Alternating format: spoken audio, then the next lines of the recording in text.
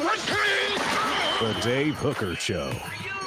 A presentation of Off the Hook Sports. Objective insight, expertise, top guests. Available on YouTube, Apple, Spotify, and the Off the Hook Sports app. Download now for free. Also available on offthehooksports.com. I compute and obey. Now to Dave Hooker. Ready. Happy Administrative Assistant Day. That's a day? It's a day. You've never been in an office where some jerky boss has hooked up an administrative assistant with, like, I don't know, like flowers or lunch or something so that they are okay with berating them 364 days of the year otherwise? You've never been in an office setting like that? No, I have not. But to be fair, I haven't been back in an office in like 3 years, so, you know. Well, lucky you. But there's always that, and I always think to myself, do you truly treat your administrative assistant the right way day in and day out? Most of the time is not. All right, MVP of the day. Look at my guy, D, already on board saying go ahead and smash that like button. It's free to you and really helps get the show out to other people so Dave can get paid. Well, and Caleb too. Travis says good morning, crony. So we certainly appreciate you guys. And Dave is not trying to walk y'all into a joke that Nick Saban loves. What's this joke that Nick Saban loves? You don't know? Oh, Saban's a huge fan of these nuts jokes. Like, huge. Like, he does it with his players all the time. I do know that, actually, because I heard that first reported on the Dan Patrick show because one of the receivers, I can't remember which one it was. It might have been Mechie, but they said on the Dan Patrick show that they were having a big day offensively, and he starts talking trash on behalf of the defensive backs. I thought it was pretty cool. More Hooker jokes. Hey, and I got an Alabama joke for you. You ready? All right, I'm ready for this one. All right. Why was the toothbrush invented in the state of Alabama? Oh, I know the answer to this, but it applies to West Virginia too. Okay, well, let me have my fun. Because if it was invented anywhere else, it would be known as the teeth brush. Oh, man. There we go. All right. Big show on tap. Let's get serious for a second. Is Deion Sanders or Lane Kiffin the most brash coach in college football? We'll get to that.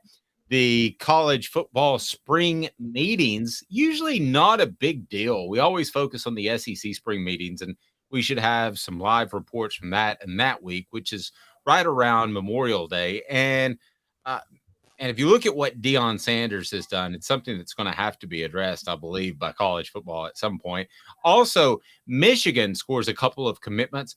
Should this concern the Vols and the SEC? Remember, they signed that TV deal. So that money's starting to flow in.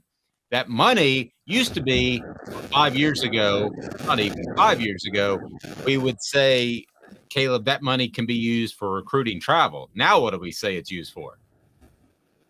Oh, it's used for buying players. But although technically that still can't be used because this is money that goes directly to the university when you talk about that TV money flowing in. But it still works because they require less donor money. So those donors can use the money that, yes. So exactly. You tell your booster, hey, we certainly appreciate it, but we don't need that $10 million donation. Make it a $9 million donation and give Billy Lipper down the road $1 million so that he can come take us to a championship level. But Michigan and Ohio State aren't going away anytime soon because you've got John Harbaugh who can't find a job in the NFL, so he's going to stay at Michigan for the foreseeable future. So there's a lot to get to, and also Tennessee's baseball team. Kudos to those guys. And why Hendon Hooker can still be a top 5 pick. We talked yesterday, is he Mr. Smokescreen? Possibly, but I think Hendon Hooker is getting some respect from a statistical standpoint and an analytic standpoint that I want to get to. So welcome to the program. And we've got a lot going on. Let's start, Caleb, with this right here. And that is college football spring meetings. the issues that will be addressed. It is today's tough question. It's brought to you by Craven Wings, cravenwings.com. 3 locations in Knoxville, never frozen, always fresh. Craven Wings is absolutely phenomenal, and the food is tremendous. Don't forget about their Saturday brunch. It's Craven Wings brings you today's tough question. Today's tough question. Take a side. Take a stand. The Dave Hooker Show, a presentation of offthehooksports.com. If you could change any one thing in college football after a half decade of a tremendous amount of change, what would it be? What would it be if you could change one thing? Because the college football playoff meetings are ongoing right now. So let me hear you on the message board. Let me hear you on the Twitter if you want to post at the Dave Hooker or OTH Sports Media. If you're watching there, we greatly appreciate it. One thing, you're the king of college football. The meetings are ongoing now. What would you change if you could change anything at all, Caleb? Or would you change anything? I would condense college football to 128 teams and have 8 16-team conferences. That's pretty simple. You put some thought into that. How would that work? Would it be regional? Would you have? Yes, I would make it regional again. And I mean, I would make it 8 16-team conferences. I would make the 12-team playoff be all 8 conference champions and 4 wild cards to make the regular season matter just a little bit more, as opposed to the 6 and 6. The top 4 get a first round bye. The next 4 conference champions get to play the games closest to their campus. Now, I know people are going to be like, wait, Alabama has to play at, if Alabama finishes second in the SEC, they have to play at UNLV. Well, yeah, but who should care about that? Because Alabama's better than UNLV. So they should beat UNLV at UNLV, even if UNLV wins the whatever conference they're in. I mean, you feel me on that, right, Dave? Yeah, I know. I'm fine with that. They should win that game, but should they have to play that game? If they go through the SEC with if Tennessee or Alabama or whoever, Georgia, goes to the SEC, should they have to play UNLV in a first-round game? Fair is a place where they judge pigs, as it is always said. And I what think was that again? What was that? Fair is a place where they judge pigs. Pigs. Okay. I was like, I like that. I say that it's not about fairness as much as it is about keeping it crisp and keeping it fun and involving as many teams as possible to keep, or keeping the regular season valuable and still involving as many as possible to keep college football a national sport. 8 16-team conferences. Every conference has 2 divisions. You play all 7 teams in your division and the other 2 in another division on a rotating basis. The conference championship games are the final week or the first week of December. The playoff starts the next week. The 12-team playoff starts the next week. Day in and day out, I'm the fat guy. Caleb's the skinny guy, but Caleb's just too fat today. And what do I mean by that? 120 some odd teams. Caleb, if you lost your mind. There's already 135. I'm already condensing it. Oh, I'm culling, baby. I'm going through there, and I'm taking down some hay. I'm taking down some long grass. What is it? A scythe they call it that you go through and is that what it's called? Is that what the Grim Reaper has? A scythe? Is that it? Probably. Yeah, whatever. Okay, so I'm going through and I'm saying UNLV. Why UNLV is on our show today, I have no idea, but there they go. UNLV, I appreciate you. You're great. But sorry, you get to play with the North Dakota States of the world for a second-tier playoff and a second-tier championship. The bottom line is I'm taking the top 38-ish teams, maybe even as high as 42, no lower than 32. And that's the conference I'm creating. So in other words, I am destroying a ton of rivalries because I'm going to Oregon. I'm like, you're in. I'm going to Oregon State. You're out. I mean, it's just Washington. You're in. Washington State. You're out. Sickle. That's what it is. Thank you. It's a sickle. It's not a Sith. I don't even know what a Sith. That's what you like. That's in Star Wars. A Sith is Star Wars. Yeah, or you don't. A sieve. A sieve is what you get gold in. Okay, it's a sickle. Sickle. Thank you, D. I appreciate that. All right, so what do you? That's what I would do. I would have 32 to 42 teams in there, and I would include the top teams, and I am sorry. Yes, Travis, there will always be new rivals.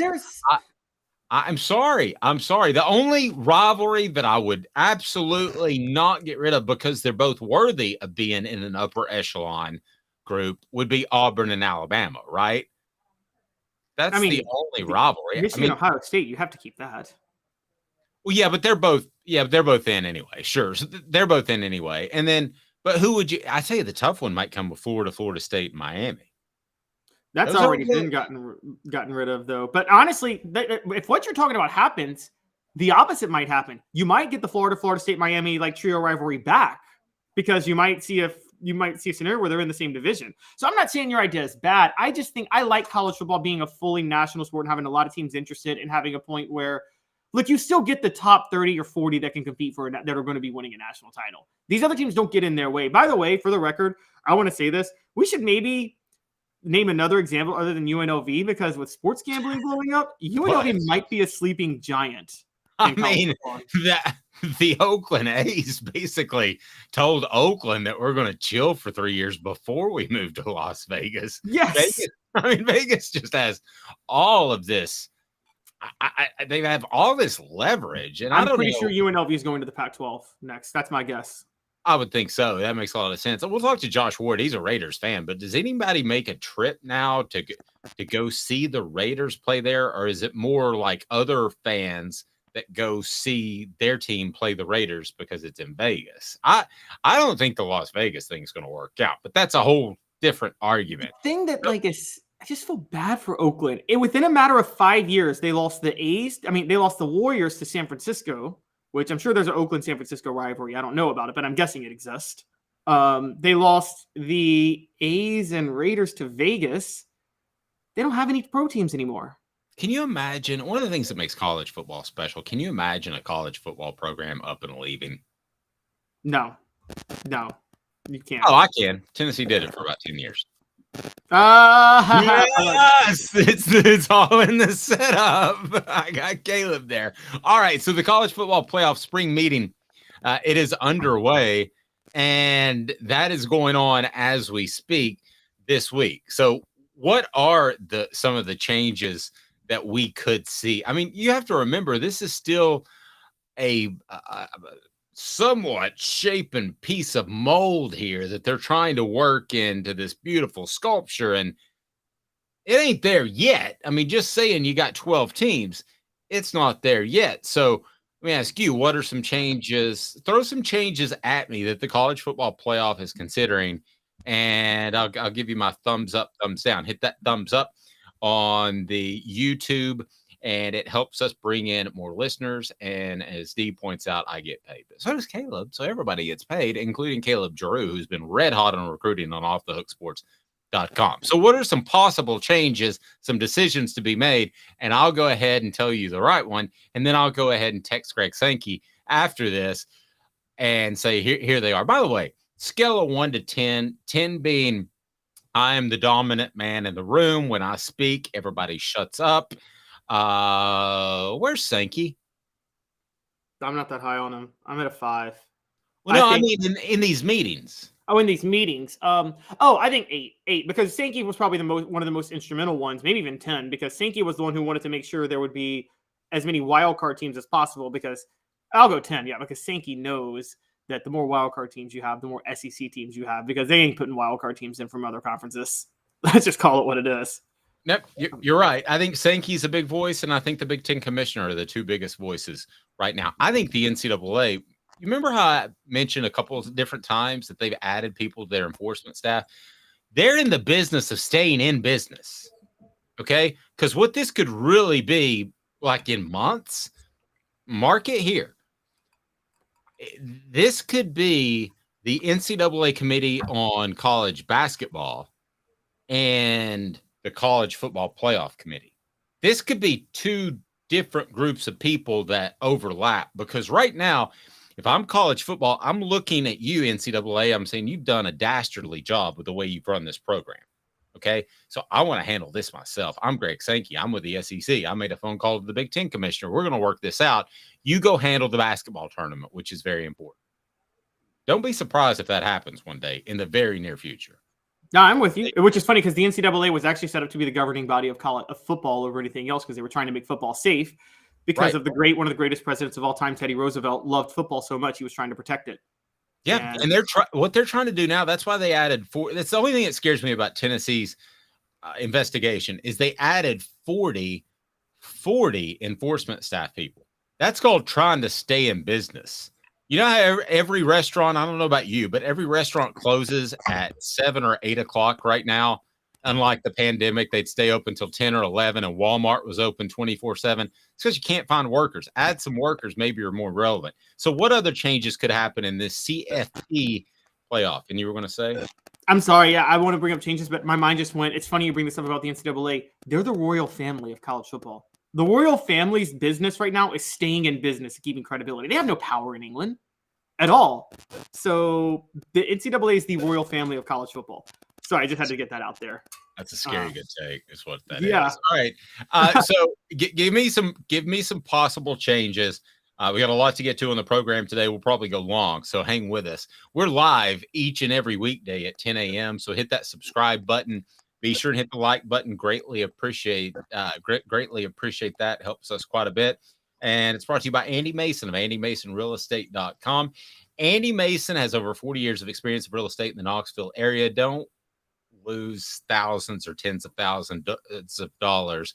Go to AndyMasonRealEstate.com because he has the absolute best service, the best prices in the real estate biz in Knoxville. So give me some changes, message board as well, and let me get your thoughts. Now, Travis says he really negotiates SEC TV deals well.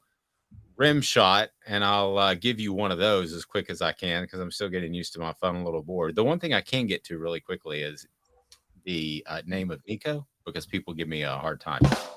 But negotiates SEC TV deals well.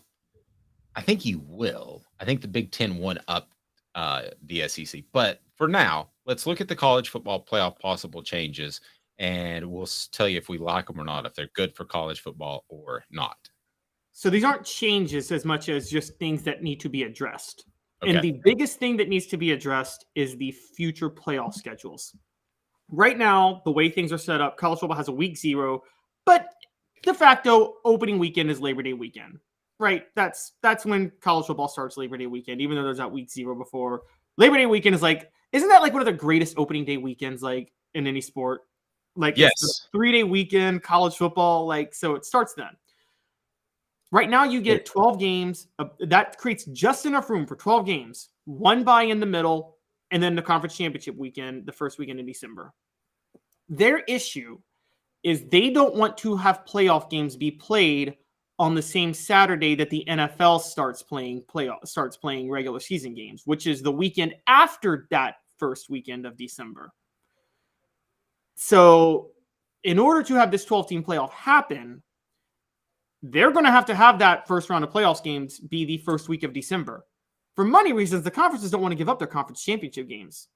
And you also can't get rid of 12 games. The teams need the 12 games for their budgets and also to recover the budgets of smaller schools that play them. So what you could have is college football move up a week and start week 0. Like everybody starts week 0, basically. If it's everybody, that's fine. I hate the sporadic ones unless there's a lot of hubbub around them. And Tennessee used to play in those. They played Colorado one year. They played somebody else. I can't remember. They played Iowa, I think, in New Jersey. Like, yeah, one of the major years. Yeah. Yeah, so they played a couple of those, and that's cool. What's crazy is Eric Bieniemy, the hottest coach, should be the hottest coach in the NFL, didn't play in the Colorado-Tennessee game, and a guy named Pritchard ran for like 180 yards. But nevertheless. Chuck Webb also lost track of time and kept running with 5 seconds on the clock. If he goes down or gets out of bounds, Tennessee can get a game-winning field goal. There you go. He knows his history. Listen, I'm fine for week 0 if everybody's in on week 0. I don't like, unless you're going to make this some big production that they did with those games, kickoff classics. I don't like when 1 or 2 games are just in week 0, just thrown out there. I don't like that. I think it diminishes the game. I'm not fine with it. I think the NCAA should take the NFL head on, and the NFL would fold, not the NCAA. First weekend of playoff games on a Saturday, Most people, this is my gut feeling, more people would watch the college football playoff games. And I think You're talking about, we're talking about two different things. I said I don't like the week 0. So you're saying that. No, you're saying you're fine with the week 0 if everybody moves it up to make it week 1. Right. Yeah, I'm not. I love college football starting on Labor Day. This is a tradition. Like, there's nothing more exciting than Labor Day being the starting weekend of college football and Thanksgiving being the last regular season weekend of college football. It's just like, it's perfect. It's so crisp. And you don't get it. Like, you can make a whole weekend event out of your opening weekend of college football. I just absolutely love the feel in the air. And I know it's about money and business, but I'm like, I think there's some type of value to, I think half of the business is the love of the pageantry of the sport. I'm telling you, I think college football goes head to head with the NFL. I think they should keep the tradition of starting on Labor Day, ending on Thanksgiving, conference championships first weekend, and then the tradition of go head to head with the NFL that second weekend in December. Dave, I bet the NFL folds. Not folds like as a league. I bet they cave and they move things to Sunday. Okay, I don't think they will. I think that we're being, and I thought about this last night, you and I talked about it. I think we're being a little bit short-sighted and maybe regionalist, if that's the word. I think we look at college football as being the end-all, be-all. I can tell you that, let's say, a city like Nashville, I can tell you they're still going to cover the Titans 75% of the time, no matter how good Tennessee does. And Tennessee did really well. And I know for a fact that it affected a lot of the ratings in a positive way for those that covered Tennessee, UT. But I think that the NFL is still the 800-pound gorilla in the room that's not going anywhere. And I think it would behoove the NCAA to work with him, but you disagree strongly. Yeah, I disagree very strongly. It's one weekend. The NFL can keep it Saturdays the last 2 weekends of December. But just that one weekend of December. For the record, the NCAA let bowl games happen that Saturday. They let these meaningless bowl games that you nor I nor anybody cares about happen. No, I'm sorry. Actually, I take that back. Well, no, they do let them happen on that Saturday. But this would be the Saturday after the conference championship game. So it would be the same Saturday the Army-Navy game is happening. Fine. Army-Navy doesn't deserve a game by itself. They don't deserve a day to itself. Okay? And I get your point about it being regional. I have to say this, though. Part of the reason it's super regional, because even if Nashville, the Tennessean, covers the Titans 75% of the time, or Nashville media, really it's state media is almost a conglomerate now in Tennessee. So Nashville people can get Knoxville media or Memphis or whatever media. Sure. And I was talking specifically about the ratings of and Ron didn't tell me this, but Ron Slay, former Vol, he works at 104.5 The Zone. So I know a lot of people there, and their ratings were up because they went all in on Tennessee, UT, not the Tennessee Titans. Yeah. So I still think it moves the needle. I think what would scare me if I'm just picking that station out of nowhere. There are others like it. But if I'm that station that has to decide between my coverage and my content, the thing that would scare me is if Tennessee stumbled, would you lose some of the support that you get? So it's interesting. Our message board disagrees. D said outside of the South, the NFL rules, it's not even close. Travis says the huge markets will watch the NFL. LA, New York, Chicago, everywhere else would be 100% NCAA. In Nashville, they will watch the Vols at 3:30 and the Titans at 8 o'clock. I'll tell you something else that's interesting. You know, the two top cities in the entire nation in college football as far as viewership is Birmingham, followed closely by Nashville. And I base that off of the top games that don't involve necessarily Alabama, Auburn, or Tennessee, which you would expect to be high. But those in the SEC championship game, those for the major matchups are always the two top markets. Outside of that, I got my question marks. What else are you throwing at me there? Okay. For the record, to correct one thing, when people talk about New York, Chicago, those big markets that wouldn't watch the college football game or the NFL, those people that would prefer the NFL aren't watching college football anyway. So you're not losing an audience member. The college football fans are watching the games. Okay. They're watching the playoff games. I'm just going to tell you that right now. More than NCAA tournament fans are watching March Madness. Book it. That's going to happen. Okay. So moving on, the other thing they have to figure out is future playoff venues. So there's been a talk about like the top 4 ranked conference championships receiving buys, and then 5 through 8 playing 9 through 12, and 5 through 8 gets to play either at a home game or at a venue closer to their campus. And so they kind of have to figure out. You're saying venue closer to campus is if it's a place like that can't handle that sort of event, right? Well, so yeah, so like, okay, let's think about this last year. I'm trying to think of the best example, but let's take what the college football playoff rankings. I'll give you one. How about when UCF was knocking on the door? They would have, yes, 2017. Yeah. No. When UCF, 2017, when they're knocking on the door, would you not be better off having that at a bigger venue?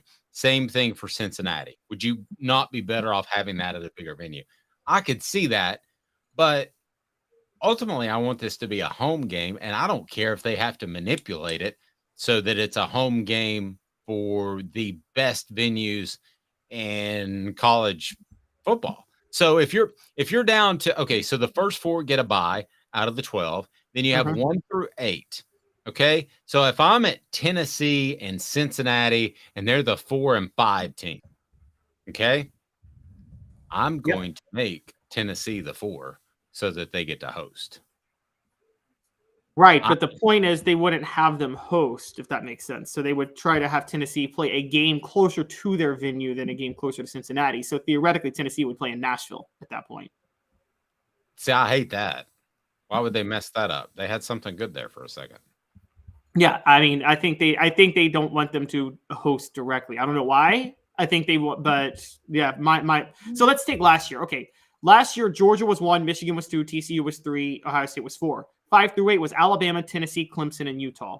Tennessee would have played Washington, who was the 12th seed at that time. I'm sorry, Tennessee would have played Penn State, who was the 11th team in the playoff that time. So 6 Tennessee versus 11 Penn State, closer to Tennessee's campus.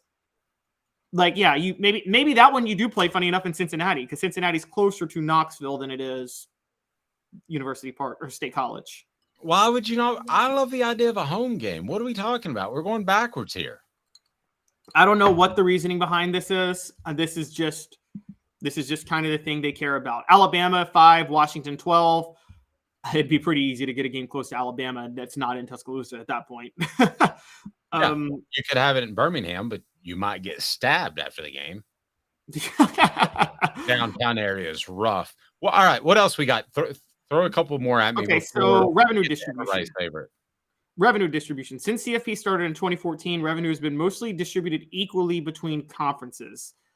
There's kind of a debate on whether or not that should happen when it goes to 12. And I think this is where you're going to see the SEC and Big Ten make their power play to ice out the rest of the conferences for perpetuity. They're going to make the case that the revenue distribution should be based on how many teams are in from the conference are in the playoff. And that is when you're going to start seeing that's the next step, I think, to the SEC and Big Ten saying, forget everybody else. We run the show.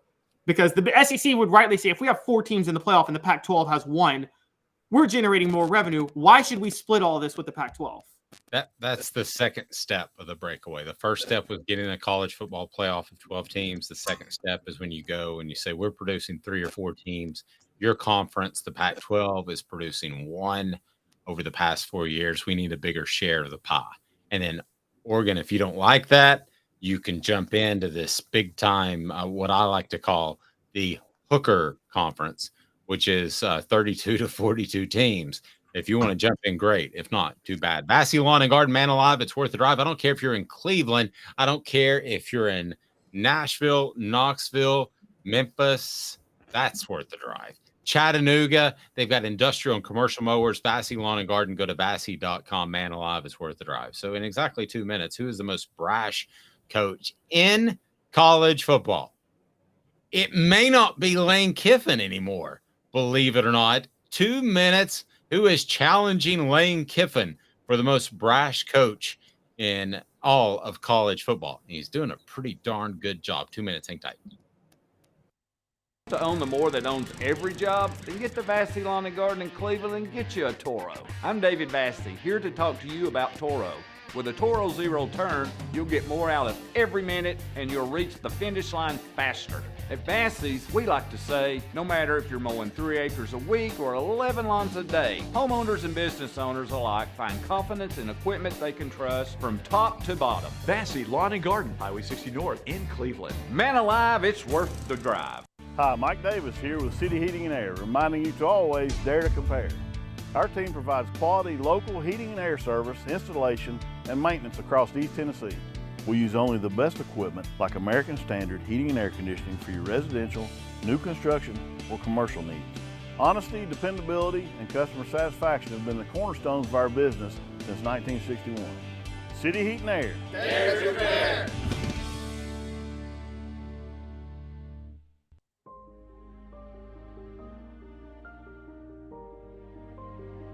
Our family has been creating one-of-a-kind pieces of jewelry in West Knoxville since 1986. Each piece is a combination of unique processes that bring your idea to life. Every day in our shop, a truly special item with a story all its own is being manufactured in our facility, bringing the history and family sentiment into a whole new generation of life. We're grateful that you chose us to be Knoxville's best jeweler, a title that we value and respect. Because to me, being a jeweler and owning a jewelry store are not the same thing. I'm Rick Terry, I'm a jeweler, and we want to be your jeweler. Kingston Pike and Campbell Station Road in the heart of Farragut, and downtown on Gay Street right next to the Tennessee Theater. With all that sun, sand, and salt water, the beach is a very relaxing place. Unless you wear contacts. Ow! Open your eyes to the best the beach has to offer with LASIK vision correction from Campbell Cunningham Laser Center. Ah. What's up, everybody? This is University of Tennessee tight end Jacob Warren, proud to announce that I'll be working with Craven Wings again this season. And I want you to give your all and try my signature sauce, Sauce 87, at either of the Craven Wings 2 locations, Chapman Highway in Seymour and South North Shore Drive at the Markets of Choto. When you're craving wings, it's gotta be Craven Wings. Online at cravenwings.com.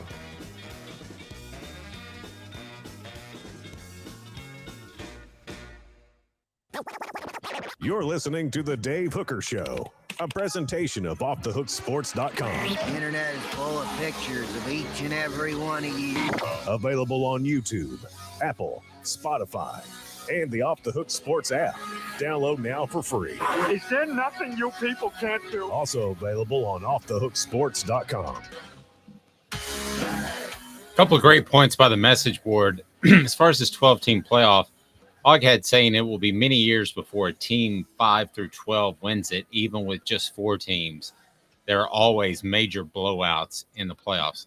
I agree. I think that's why you need the home games, because that will create excitement for a potential blowout of Alabama. I'm just picking randomly, hammering Wisconsin. Okay, so the excitement is going to be pregame and the preamble, and by the third quarter, you know who's won the game, right? That's why my philosophy is a little bit better. 8 teams, 8 conferences, 8 conference champions. The 4 conference champions that don't get a bye get the automatic home game. So then Alabama has to travel to Wisconsin. So then there's the off chance that Wisconsin might pull it off or keep the game interesting. You mitigate the effect of the blowouts at that point. But you are in the home game. Do you want fairness or entertainment, Dave? Both. I want enough. I only want fairness. Here's my point with fairness. I only want fairness to this level. And I've always said this. This is as far as fairness goes for me. Did you do everything you should have done to have a shot at the playoff or the national title, and you still didn't get that shot? That's as far as it goes. Outside of that, I don't care how fair or unfair it is. I can't. It's not after that. Wait, you're saying they should be at some sort of regional neutral site? No, that's not what. That's what the playoff committee's saying. I'm not saying that. Okay, so you're against that. Yeah, I'm against that. I'm for the home games, but I'm for the home games where for instance, the top 6 conference champions all automatically get in this playoff. I think the 2 conference champions that don't get first round buys should automatically get home games. I do. I think they should automatically get the home games at that point. Okay. Well, now you're right. I thought you were wrong a second ago. I'm Now always you're right. Okay. What the? What was he thinking? Release the hounds. The Dave Hooker Show. Keep cool. A presentation of OffTheHookSports.com. I'm always right. Man after my own heart. What the H brought to you by Campbell, Cunningham, Taylor, and Hahn. Look at me. I don't have glasses or contacts because I had a LASIK. I'll tell you more about that here momentarily. So what the H, this reported by, I believe it was the perhaps Denver paper. As of Tuesday evening, 23 Colorado football players have entered the transfer portal since Saturday's spring game concluded, bringing the Buffs down to, I know Caleb knows. Yeah, well, let me double check. Do you know how many returning scholarship players they have? I actually don't. How many? Guess. Out of an 85 allocation, what do you got? I'm going to go 50. Lower. 40? Lower. 25? Lower. You got to be kidding me. I'm not kidding you. I've read it. I did my research. 12? 16. 16 returning scholarship players from last year's team. Now, Deion Sanders brought in his son to play quarterback, and so there are other guys he brought with him from the Black College Association, which slips in my mind the name of it all of a sudden. So he's brought in some real players, but 16 returning scholarships from last year. Does this officially take Deion and remove Lane Kiffin as the most brash coach in college football? On the message board, who's the most brash? Is it Lane Kiffin or is it Deion Sanders? And Travis said Colorado is dead. Travis, I would have argued with you till the end of time 2 months ago. But I wonder a little bit if Deion's in over his head. You can't kill a dead program. 16. Yes. Like that's the only. That's bad. It's bad. I will say, look, I think Deion Sanders. I don't know if he's in over. I think Deion Sanders is trying a new method that's never been tried in college football. I don't think it's going to work, and it's going to expose itself. But I will say, for people that say Deion's killing Colorado, you can't kill a dead program. That has been Stiller saying to the dead guy in Sarcy and Hutch, you just punch your last ticket, amigo. Here's the people I talk to in college coaching circles. They think this year is going to be a unmitigated disaster. We're talking about 2 or 3 wins for the Buffs, and that would be actually a good year. I think they won 1 last year. So, and Gene pointing out he just lost a 4-star cornerback to the transfer portal that he brought with him from Jackson State. Bunch of these guys are going to get up there and be like, this isn't as warm and well known as when I was in Jackson State. I mean, they were stars down there. Deion turned them into stars. So he has to have a bunch of people believe. Year 2 is going to be where to judge him. And that'll be 2024. And we can say if he doesn't win 5-6 games, become bowl eligible, then there's a real problem. But as far as brashness, move aside, Lane Kiffin. You ain't even close. And Lane Kiffin sends out some goofy tweets and guys, you don't want to hear this, but Josh Heupel tells kids when they can't play at Tennessee, can't play at the SEC level, they need to move on. Brian Mars is an example. We could go on and on and on about examples. So that part of it's not terrible. I think the widespread aspect of it is scary. And the other thing that Travis pointed it out, and I saw that this morning, he's locking out players from seeing their practice film. Now you can always go back and look at games, but practice film is important, I believe, because theoretically nobody's watching. You can judge a lot by players' personal interactions with other players. You can judge a lot by just their body language and if they're good team players or not. Caleb, I mean, I guess this is the one. It was a tight end that he wanted to stay, but now he's not sharing the practice film, which was just common decency back in the day. Deion is basically telling these guys that they are pros. He's taking what you and I have said of your pros. We can criticize you because you're making money. He's taken that to the next level. And I'm sorry, I think it's a little too harsh. I was big on the Deion train to see what happened. I think this is a little bit harsh. I think to come back with 16 returning scholarship players, to be locking out other teams for seeing practice film, I think this is about 10 times more egregious than anything that Lane Kiffin's done, with the exception of leaving Tennessee in the middle of the night. And Deion Sanders, until he wins, and even if he does, with a lot of these families, is going to be the villain of college football for the foreseeable future, Caleb. Before I get into my spiel on this, let's just say one possible defense of Deion Sanders. What if he's supporting this tight end by not revealing the practice film? Because what if he's just that bad? What if he's saying you won't land anywhere if this practice film gets out there? I'm joking, obviously. Well, I'll throw another one at you that's kind of similar, but maybe a little bit more plausible. Maybe he just doesn't have the peeps. Okay. I mean, Colorado does not have $100 million athletic budget like Tennessee does. Maybe he doesn't have the people to pull the tape. And if he's going to his personnel director and he's like, hey, I got this 5-star guy in South California, I think you need to take a look at, or I can take my time of pulling Johnny Lipper's tight end tape, then what are you going to pull? I don't think he has vast resources like when Josh Heupel landed in Knoxville, Nick Saban landed in Alabama. So that's part of the curiosity to me as well. Yeah. And so let's break this down on the difference between Deion Sanders and Lane Kiffin. Lane Kiffin was brash and brasher than he should have been, but very aware of who he was and who he was competing against for recruits. Because and you and I know, he took recruiting very seriously. I don't know anybody that works hard at recruiting than Lane Kiffin. And the reason I thought about this comparison is because both are relying heavily on the transfer portal right now.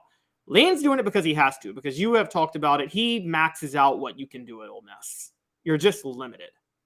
Mm-hmm. Deion, I got to be honest. Here's what I think happened. I think Deion thinks his name is going to allow him to replace all this talent because he can recruit with the big boys. And here's the thing. At an HBCU where you could sell an HBCU, you might get a 5-star or 2, and that's going to be the big difference between your school and every other school at that level.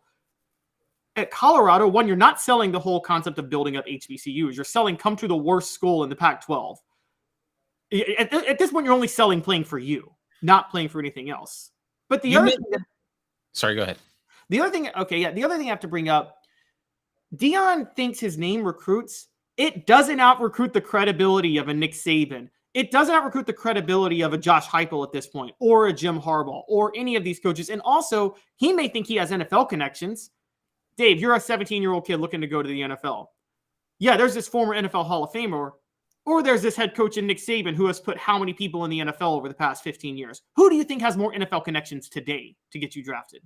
I also think he thinks he has more. He probably thought he had more NIL money to throw around than he did at Colorado. I think they probably oversold him a little bit, how much money they could get together. And I'm sure they've gotten together way more than they had before they hired him. But I don't know that we're talking about Tennessee type money. I don't know we're talking about any type of money. My question is with Deion Sanders, with what he's doing, the South's different. Okay. So we talked about how he can be like Bill McCartney back in the days at Colorado and recruit the South California area in LA. A lot of kids want out of Compton. Their parents want them out of Compton. That is a good pipeline for him. So he may go into there and he may win some of those kids over, and it may work at Colorado because it's worked before. So I'm not discounting that, but how would he be doing in the SEC? How would he do at an Ole Miss that does have to rely on transfer portals? that does have to rely on NIL money that they don't have as much as other schools. Because he's not going to get an Alabama, even a Florida job, a Georgia job, even a Tennessee job. I mean, he's not going to get the top half of the SEC. So if he were at Ole Miss or Mississippi State, how would Deion Sanders be faring right now? Because the high school coaches you're recruiting from the same area. You're not bouncing into Compton every once in a while. You're going to LJ High School or wherever the place might be, and you're building a relationship with that head coach that you hope sends you 2 or 3 more prospects down the line. So, Caleb, could he coach in the SEC with this style at all? No, because again, you're right. Deion Sanders could build a pipeline into Southern California. By the way, that pipeline is not the same pipeline it used to be. It's somewhat dried up, largely because you can go to Oregon, you can go to Arizona State, you can go to, there's a lot of competition. And also because of what Pete Carroll did, USC, the brand of USC is back, even though they've been down the last 10 years. And so to bring up Deion in the SEC, yeah, you think he's going to convince a kid? For instance, we talk about Nick Saban. Let's talk about Kirby Smart. Okay, Deion Sanders, I think, is from Georgia, I believe. I think he's from Atlanta, isn't he? And I'm not sure. Let me check. Go ahead. But you think, honestly, Deion Sanders is going to be able to out-recruit Kirby Smart for Georgia kids? Because I don't. Oh, no, he's from Florida. Yeah, Fort Myers. Fort Myers. Okay, he's just played for the Falcons for years. So I don't think Deion Sanders is going to be able to go to Atlanta and say, hey, I played for the Falcons and I'm Deion Sanders. Commit to me because I can sell your NFL career. I think Kirby Smart's got a lot more to sell about your NFL potential. Georgia's just had 14 players taken in the NFL draft last year. They're probably going to have another 10 taken this year at a minimum. That sells more than this Hall of Fame cornerback from the 90s. Okay. So I want to ask you this. Deion versus Lane Kiffin. Who would have better success? We know what Lane's done in the SEC. Who would have better success in a somewhat similar approach brought to you by Campbell, Cunningham, Taylor, and Hahn? In a somewhat similar approach, Caleb, basically Deion's is amplified immensely over Lane Kiffin. Who would have better success?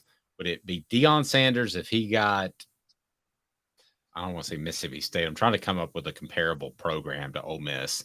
There's really not one because they're right there in the middle. I want to say South Carolina or Auburn. Yeah. To me is right at that second tier.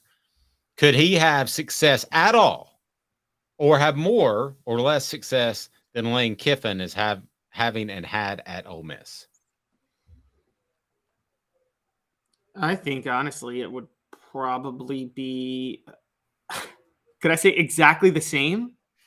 Could I say it'd be exactly this? I think Deion Sanders' brashness is at another. You know what? No, I'm going to say he'd have less because here's one thing that Lane Kiffin's very big into analytics because he knows that's how Ole Miss can get their advantage. You know, Deion is former player, jock. He's not a guy that's going to care about analytics at all. He's probably only eye test and that's it. And so I think he would have far less for 2 reasons. One, I think Lane Kiffin is I know you may not like him, but Lane Kiffin is a special offensive coach. You and I both agree with that, right? Oh, yeah. Yeah, I mean, he's top 10 offensive minds in the country based off what he's done in his career. And I think Deion, this is something that Travis posted on the message board. I think Deion would have a lot of trouble with his flash selling the big defensive tackles that really are the difference between being a championship contender and not in the SEC. That's what Alabama got. That's what Georgia has now got, are those big war daddies in the middle. And are they going to be excited by Deion? No, probably not. I mean, that's why an elite defensive line coach, as you've talked about, is the most important recruiter on your team because the defensive line coach is they want to, whatever I think about Ed Orgeron as a head coach, defensive linemen want to commit to play for Ed Orgeron. I mean, you want to play for him. And go ahead and give Chuck Smith a call. Yeah. Defensive line. Call Derek. Weren't Deion and Chuck Smith teammates at the Falcons? And they would have to be, yeah. Call Chuck Smith. And then have 13 men on the field by accident. And, I mean, I'm 13. sorry. The 13 difference is a Deion will 13 publicly is a low number. If the over-under's at 13.5, I'm taking the over. The difference is Deion Sanders would publicly throw Chuck Smith under the bus, whereas Dooley privately threw him under the bus, and then they had that falling out at the end of the year. But like Dooley didn't. Deion Sanders would publicly be like, "This guy screwed up." It was all him. I said this about Trooper Taylor and Bruce Pearl at the time. There was a lot of flash there, but there was also a lot of substance. I thought that was the case with Deion. I suddenly have my doubts. It's the nicest way I can put it. Portions of the program brought to you by Azul Beer, xulbeer.com. Azul Beer has parking downtown, and they are absolutely phenomenal. xulbeer.com, worldwide award-winning craft beer. That's zulbeer.com to learn more. A second location upcoming, but that downtown location in Knoxville has some incredible panoramic views and room and a fantastic place to hang out. All right, so should Tennessee and the SEC be worried about the Big Ten in recruiting? They're making a run, and I believe there should be some concern. 2 minutes, and I'll tell you why. Family has been creating jewelry since 1986, each piece unique with a story all its own. I'm Rick Terry with Rick Terry Jewelry Designs. I'm a jeweler, and I want to be your jeweler. We're grateful that you chose us to be Knoxville's best jeweler. My family and staff look forward to serving you. So please come see us. Kingston Pike and Campbell Station Road in the heart of Farragut, and downtown on Gay Street, right next to the Tennessee Theater. Hi, Mike Davis here with City Heating and Air, reminding you to always dare to compare. Our team provides quality local heating and air service, installation, and maintenance across East Tennessee. We use only the best equipment like American Standard heating and air conditioning for your residential, new construction, or commercial needs. Honesty, dependability, and customer satisfaction have been the cornerstones of our business since 1961. City Heat and Air. Dare to compare.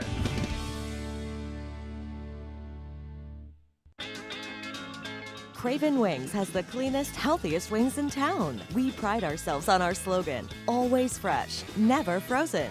Come try us and discover the difference yourself. New location now open at the Markets at Choto. With all that sun, sand, and salt water, the beach is a very relaxing place.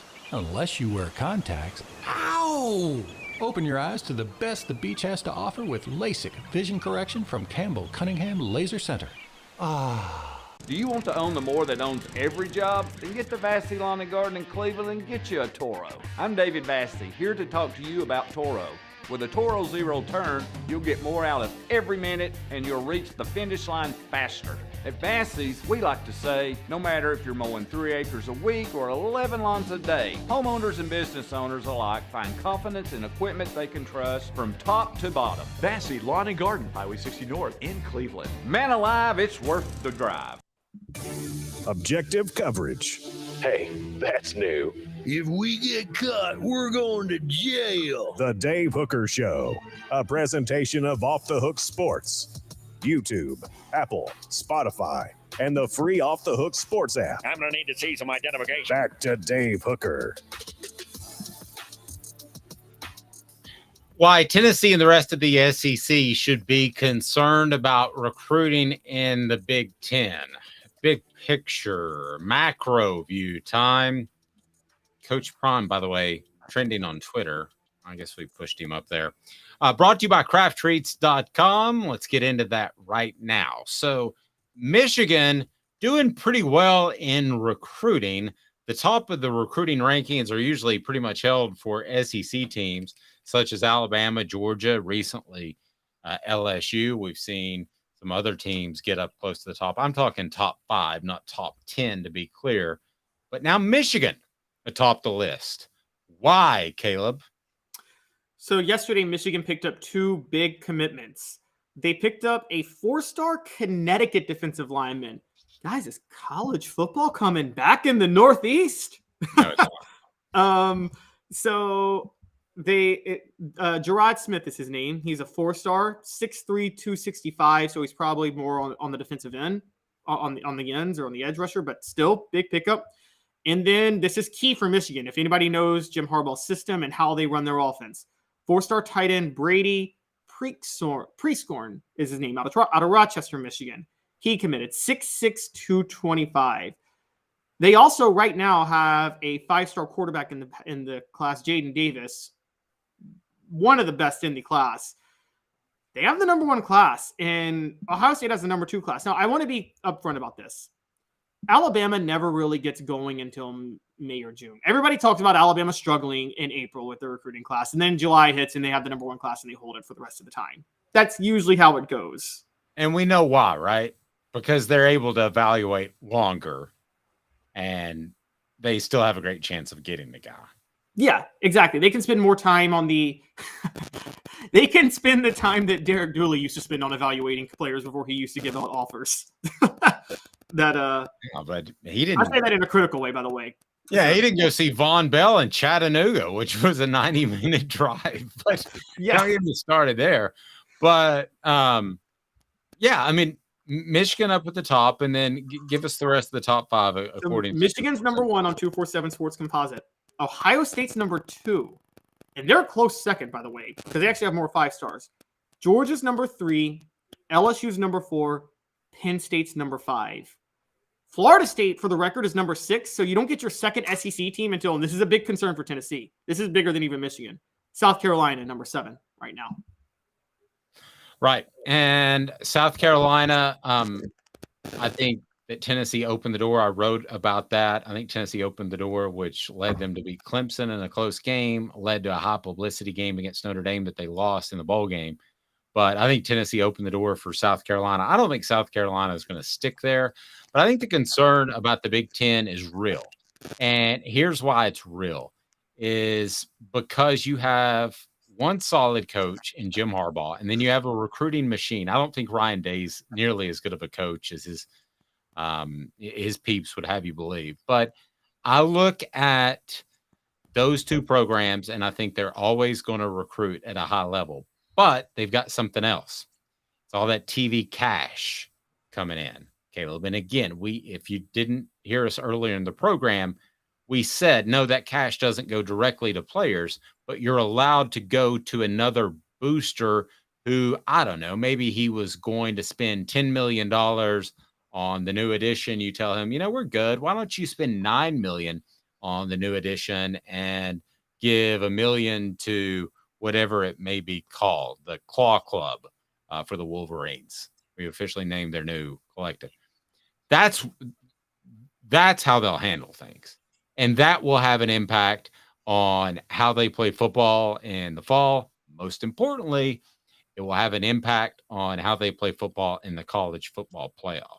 So if you're an SEC fan, you want that new TV contract to kick in for the SEC like it did for the Big Ten, because that was a huge monster deal. You cover TV media and stuff like that better than I, Caleb. That number of going with Fox and different groups, that was a monster number that the Big Ten landed.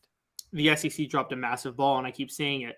The contracts are going to kick in at the same time, and at that point, the Big Ten is going to have a much bigger advantage. I don't, for the life of me, know, and maybe he is. Maybe we don't know anything. I can't for the life of me understand why Greg Sankey, as far as we know so far, has stuck in this contract with ESPN when that deal was made before Texas and Oklahoma were negotiating to join the SEC. You would think that Greg Sankey would come and the SEC would be able to come back to ESPN and say, all right, we got to negotiate a better deal here because our value is way bigger now all of a sudden with Texas and Oklahoma. But they're sticking in the same contract. And if that thing stays at $3 billion, I'm fine with being stuck with ESPN. I'm fine if you want to do one network. But if you're staying in the $3 billion contract that you signed before Texas and Oklahoma joined, when this thing goes into effect in 2024, and you let the Big Ten fleece you and get a $7 billion deal across 4 different networks, that's really, really bad management. And someone needs to call him out on that. And I mean, I'm sorry to be so hard on Greg Sankey. I don't give him a lot of credit for Texas and Oklahoma joining in the first place. They reached out to the SEC. I don't know a conference that would say, no, Texas and Oklahoma, you can't join us. And so I think that Greg Sankey, at the very least, needs to be going back to ESPN, and he's up that thing to $5 billion at a minimum. Otherwise, the Big Ten is going to be lapping the SEC in recruiting.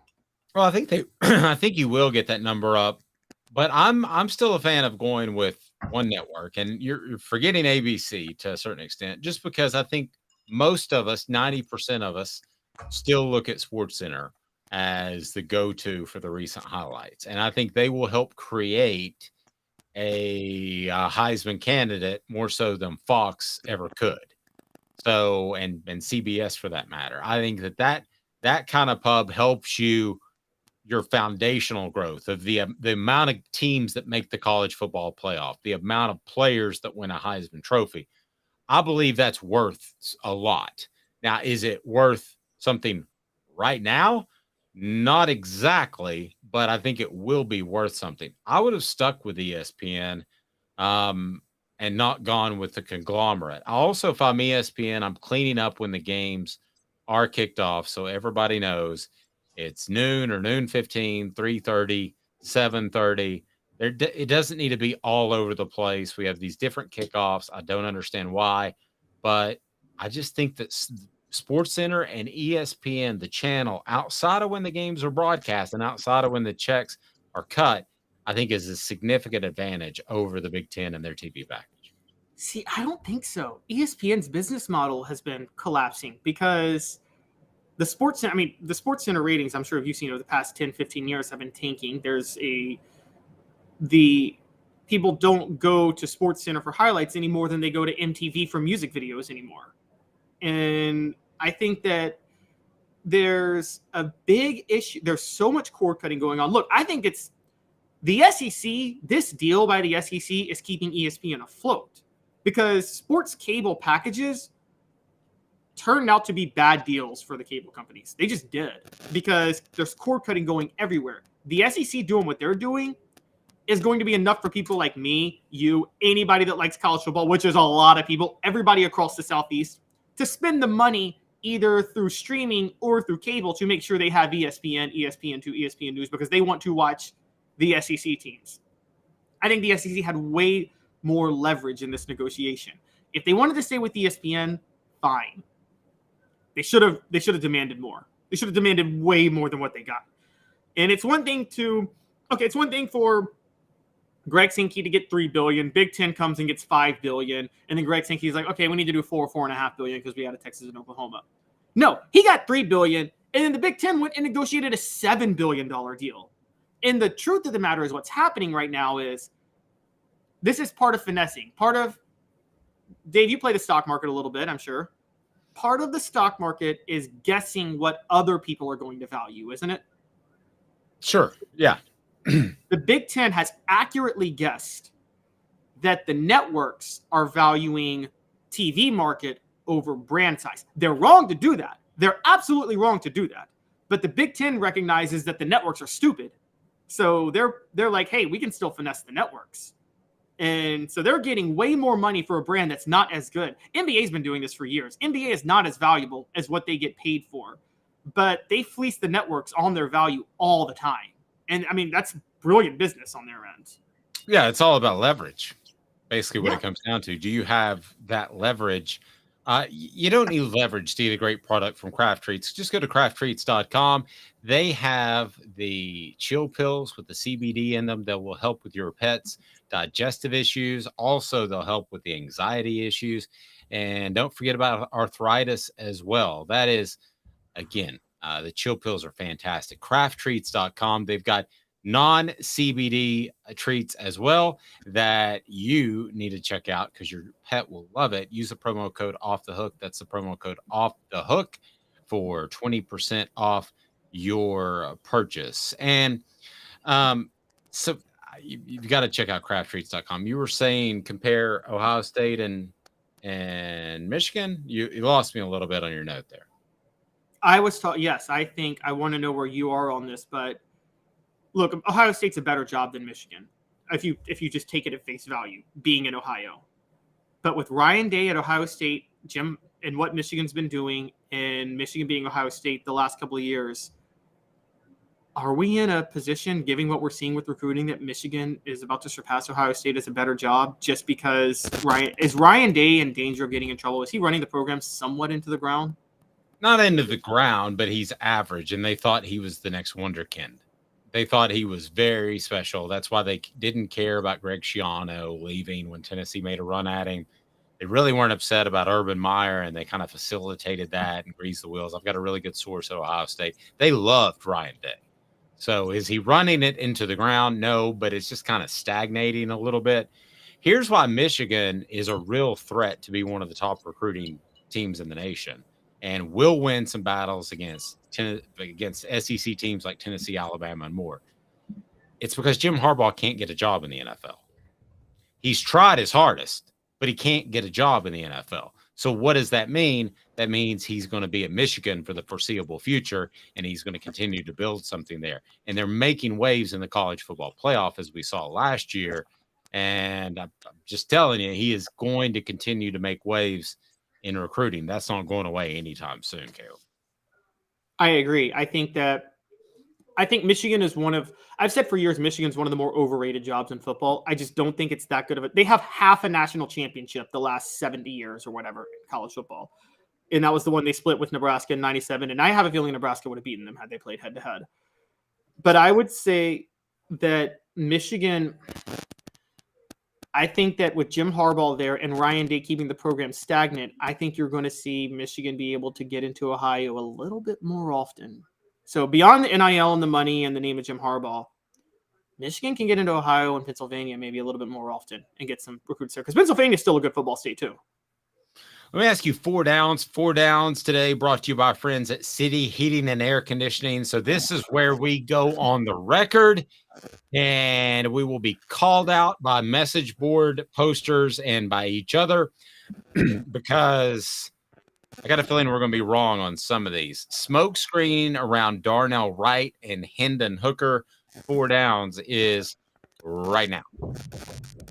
4 downs. 4 questions. 4 answers. The Dave Hooker Show. 4 downs. A presentation of offthehooksports.com.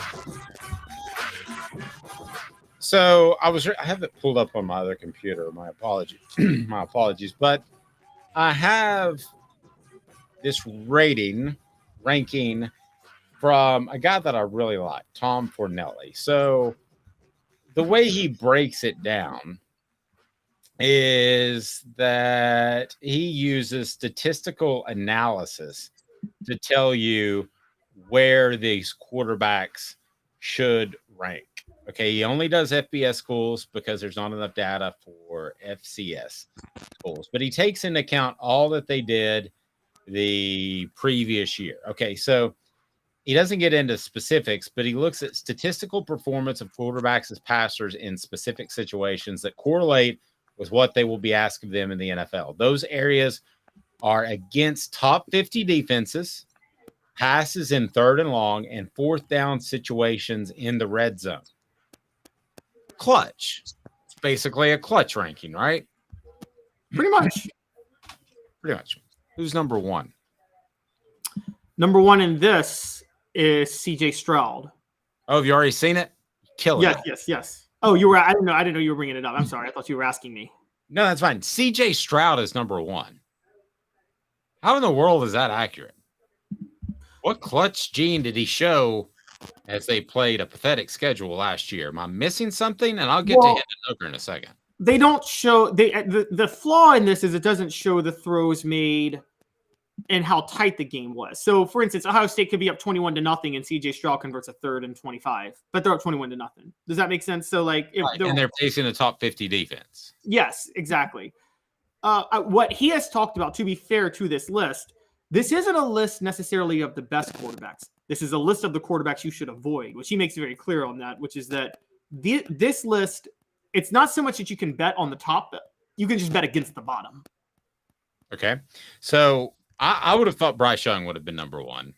Okay, but he's not, and he's really not even close. Using the ratings, it's like a 4.09, and Bryce Young has a 3.11, so it's almost a full point. So Bryce Young's 2nd. Who do you think is 3rd? Well, I know who's 3rd. Do you want me to answer? You got the list. It's Hendon Hooker. 4th is Stetson Bennett. 5th is Malik Cunningham. I can keep going. 6 is Dorian Thompson-Robinson. 7 is Sean Clifford. 8 is Aiden O'Connell. 9 is Clayton Tune. Just go ahead and jump in there when I haven't mentioned Will Levis, Anthony Richardson, or some of the other guys that appear to be being ranked ahead of Hendon Hooker. Will Levis, for the record, comes in at number 12. Anthony Richardson at number 15. Those are the type of picks that get you fired as a GM. Yes. So what this list means is you can't guarantee that Bryce Young, CJ Stroud, or Hendon Hooker will succeed. You can guarantee that Will Levis and Anthony Richardson will not succeed. Okay. That's what the list shows. So what we're trying to do is we're trying to find our way through the smoke screen, because there are a lot of smoke screens around the draft. So I ask you, Caleb, first down, end of the day, this is our final say. The draft is this week. Where does Hendon Hooker go? Closest wins a gift certificate to Craven Wings. How about that? So I did my picks yesterday on where I think, and everybody's going to land. You guys can check it out on offthehooksports.com. And I gave the specific round, pick, and team I think is going to take them. I think Hendon Hooker goes in the second round with the 37th pick to the Seattle Seahawks. Okay. So I'm going to play over-under with you. I'm going to go over. And this has nothing to do with Hendon Hooker. Please don't hate me on the message board. I just feel like this is a smoke screen.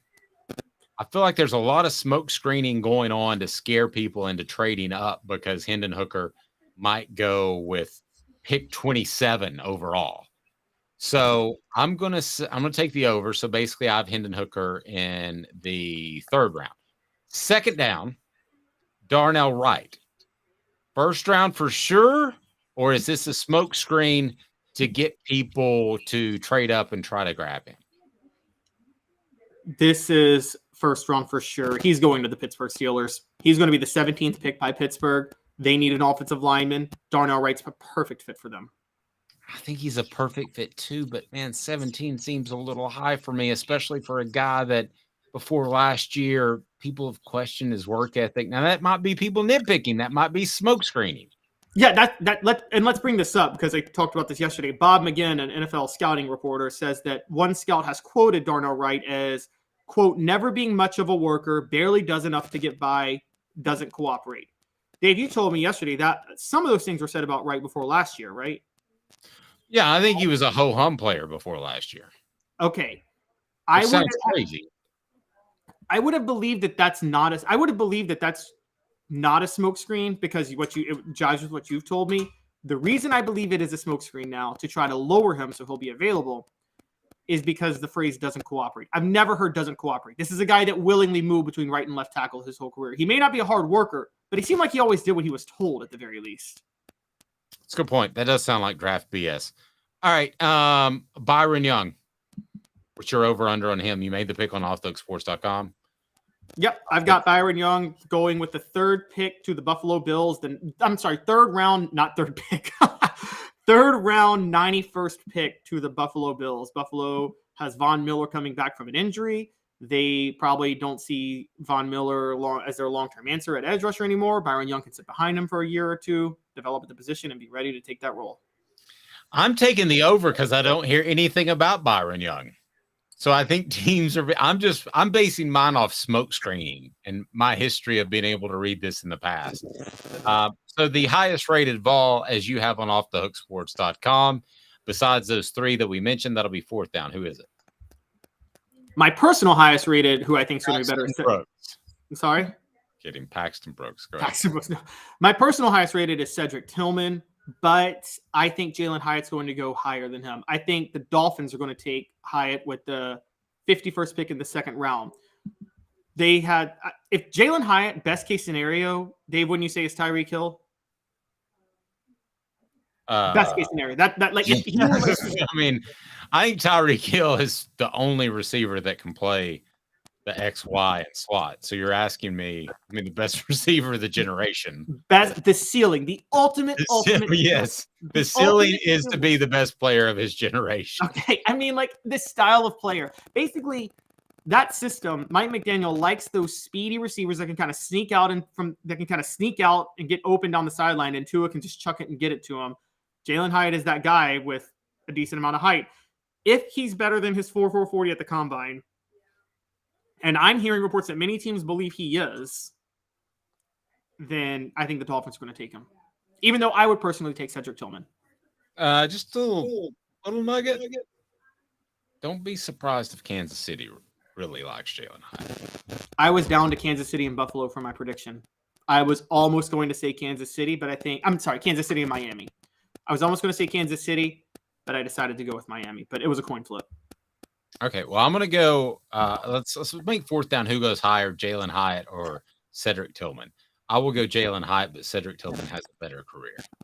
So me and you are saying the exact same thing.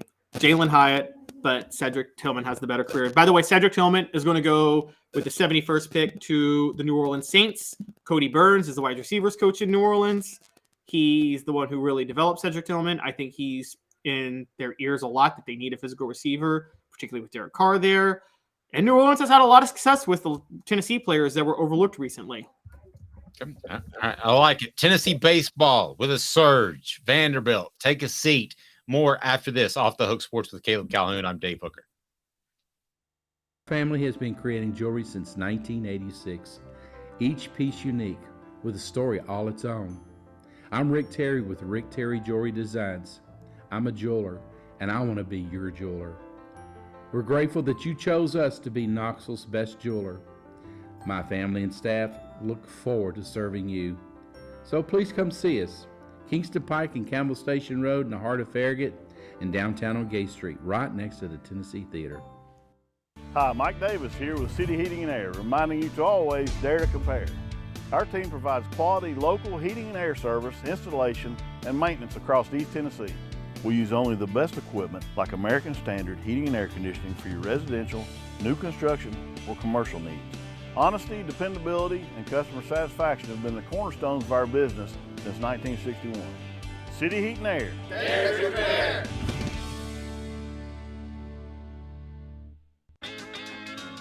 Craven Wings has the cleanest, healthiest wings in town. We pride ourselves on our slogan, always fresh, never frozen. Come try us and discover the difference yourself. New location now open at the markets at Choto. With all that sun, sand, and salt water, the beach is a very relaxing place. Unless you wear contacts. Ow! Open your eyes to the best the beach has to offer with LASIK vision correction from Campbell Cunningham Laser Center. Do you want to own the more that owns every job? Then get to Vassy Lawn and Garden in Cleveland and get you a Toro. I'm David Vassy, here to talk to you about Toro.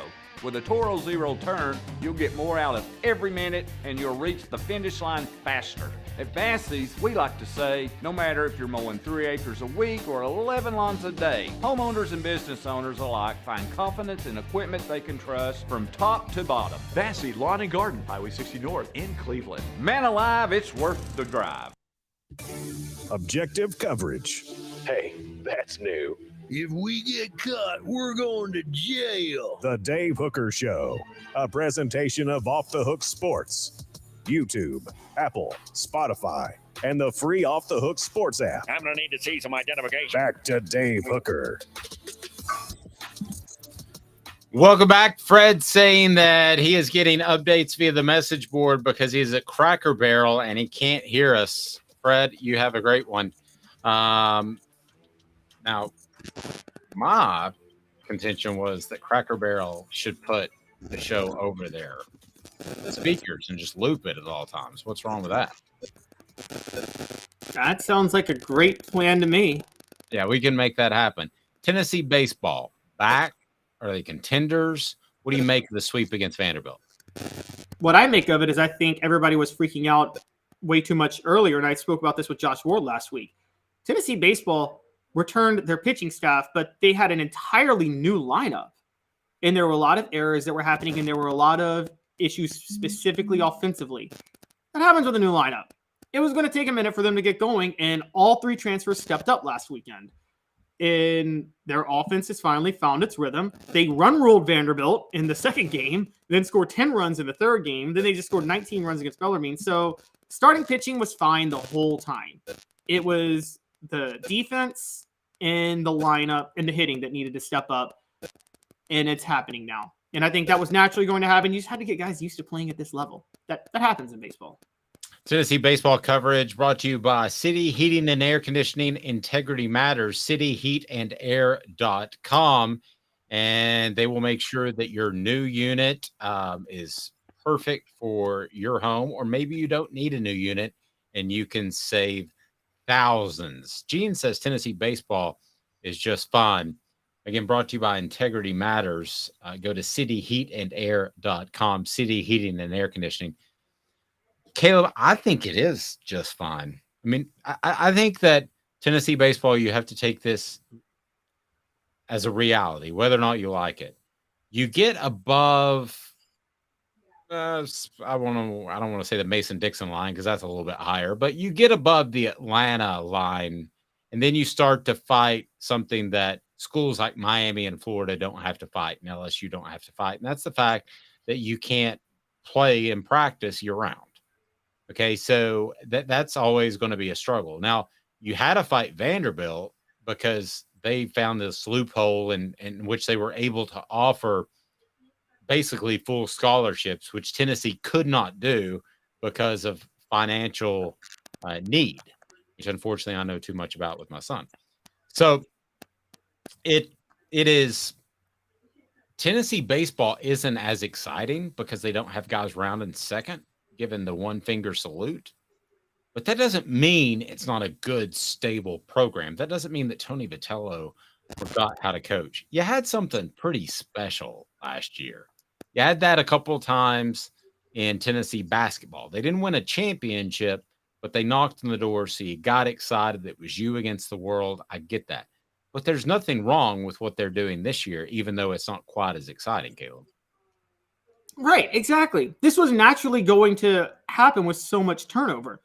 And maybe the program needed a little bit of criticism and humbling because I think they were front running a lot last year. And I think that when you're a front runner, when things go wrong, you can kind of not know how to handle it a lot of times. And look, they showed that they know how to handle it. I mean, I say it from the other end. My Grizzlies, I'm a big Memphis Grizzlies fan, the ultimate front runners. Things are a little tough now, and John Dylan Brooks refused to do interviews with the media the other day. They melt down. It's like, oh, you're able to talk a big game when you're winning, and then when you're losing, you melt down. Cam Newton, NFL, anybody? And I think Tennessee baseball decided, hey, because you and I both know, everybody was ready to pounce on Tennessee baseball for losing because of the way they've been talking. And they earned it. And usually I will say, oh, you shouldn't say that, but I think Tony Vitello made reference, maybe he didn't, but somebody made reference close to the program that everybody had that game circled on their schedule. That is absolutely true, Caleb. There is zero. Everybody. And so you have to give Tennessee credit for responding to Sweet Vanderbilt after doing that. I mean, I think let's go to one of our favorite coaches to always bring up, but we all know the way Steve Spurrier did all that talking in the mid-'90s. Remember? To Bobby Bowden, to Tennessee, Free Shoes University, can't spell citrus without UT, the Auburn Library burns. He was like, the real tragedy is half the books weren't colored yet. But did you ever notice that, like, latter half Spurrier was he made his course, but he was a lot more humble when he faced teams. And I think what happened was he was doing all that talking after the national championship game, and then the next year his team got shocked by LSU and Georgia. And he really never got close to an SEC title again, except for 2000. They've got Mississippi State, not counting midweek games, Georgia, Kentucky, and South Carolina left. If you look at the standings right now, they're behind Kentucky, ahead of Georgia, way behind South Carolina, who leads the East. So Tennessee right now, 27-14, 8-10 in conference. They need to be above 500 in conference. If they do that, considering Gene pointed out they lost 8 Major League Baseball players from last year's squad. Listen, if they're 500 in conference and they make the SEC tournament, they make potentially the NCAA tournament, that to me is a pretty darn good follow-up year to what was a historically crazy good year last year. Easily. And as you and I both know, just making the SEC tournament, just making the NCAA tournament, you have about an equal shot as everybody to win. It's the most gimmicky tournament. It's more gimmicky than March Madness. It is a complete crapshoot. I don't think the number 1 overall seed has won the tournament since 1999, I think. And last year Ole Miss won it all, didn't they? Wasn't Ole Miss the base? I think Ole Miss won it all last year, and they were 14-16 going into the tournament. So I just anybody can win this tournament. It is the luckiest tournament there is. So I think that Tennessee will be fine. Heck, even if they right now, I think they'd still be in the SEC tournament, but the SEC is so loaded. Even if they don't win the SEC, even if they don't get to the SEC tournament, you still might see them get into the NCAA tournament. Well, Gene brings up a good point. Are they not very similar to Ole Miss this time last year? Yes. Just kind of middling there, middle of the pack, and they're not drawing great attention to themselves. Could they be the Ole Miss of last year? Yeah, and it would be ironic if that was how Tony Vitello ended up winning a championship at Tennessee, because he got so much pub for the craziness that went on last year. But it's not outside the realm of possibility, that's for sure. How many times has that happened, though? I mean, look at the NFL. How many times did Peyton Manning get a top seed and get bounced out in the first round, and then the year he wins the Super Bowl was the year the Colts were a wild card team? I mean, the playoffs are such an element of randomness. And as Travis pointed out, baseball is a streaky sport. I always thought last year in the 2022 season that at some point they would lose their mojo a little bit, and maybe they did in the playoffs. Maybe that's what happened. Was it Notre Dame, excuse me. Maybe that's what happened. Maybe they lost some of their confidence. I happen to think that they got a little bit too big for their britches at that point in time. But I thought it would happen at some point during the season where they would hit a lull. They've already hit their lull. Isn't that better than hitting your lull come playoff time? I mean, I would take that. College World Series time, SEC playoff, SEC tournament time. I would take that 1,000,000 times over. Yeah, I agree. Baseball games are like shooting in basketball. You can be in a slump and you don't know when you're going to hit that first shot, but you hit that first shot, you're going to hit 10 more after that. Baseball, you don't know when that first one's going to come, or that first the first part of the hot streak's going to come, but then you hit it and you're hot for forever. I mean, and so you're right. You want to hit the lull in the middle of the season. I mean, the last two champions entered, I think, unranked. Now, Mississippi State wasn't like Ole Miss last year. Mississippi State was 20-10 and second in the West in 2021. But nobody saw Mississippi State winning the College World Series that year at all. So Tennessee could be one of those teams this year. They're not as entertaining. They're not as scintillating, but let's be honest. If that's not a Tennessee team that you're rooting for, you look at some of the stuff they did last year and you think, that's over the top. I don't want to take my kids to see that. That's not good sportsmanship. I mean, let's be honest. That's the way it was. Flipping off the camera at a home run. Yeah, no reason for that. I mean,